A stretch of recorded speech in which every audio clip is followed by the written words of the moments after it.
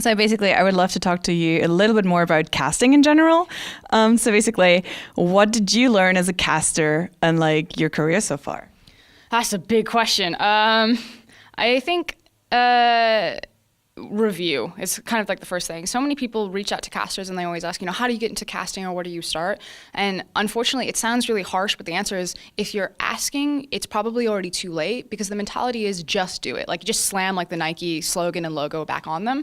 I know every single caster that I came up with, I used to work with Pyrotechnics and Dracos, Rusty, Spawn, all of those guys before they kind of became big established names. Papa Smithy was over in Oceania. And it was always this mentality of just like the grind. Like every single day. I used to get up super early, like 4 a.m. to cast Europe when I lived over in North America because of the time difference. And then cast, go for lulz, go to work, come back and cast the LPL until early morning. And then just like go to bed and do it over and over again.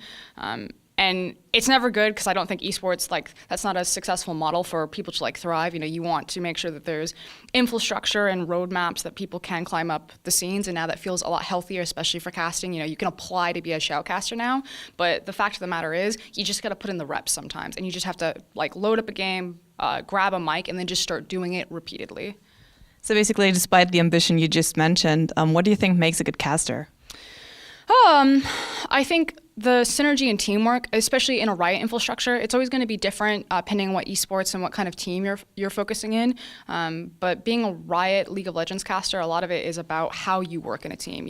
No caster is making decisions by themselves. We have like a North Star, we all agree on it, we argue about it all the time, and then once it's set in stone, we're constantly bouncing off of each other. The mentality is never...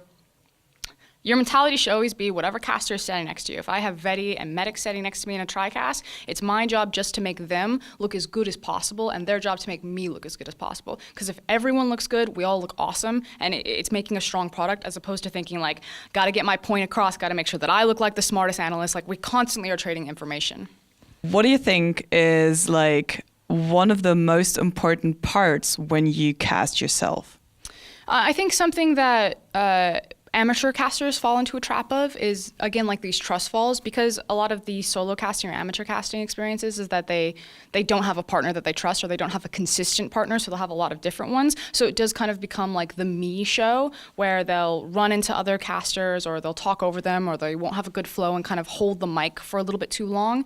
Hand signals are really important. If you ever get to see casters cast live, we're constantly pointing like this, gesturing. This means like I got to talk right now. This means cut it off. And each caster will have like a different system about how they do it, but we all establish like a known vocabulary, and it's these invisible hand signals on air that make sure that everything's flowing really nicely and you have inbuilt synergy.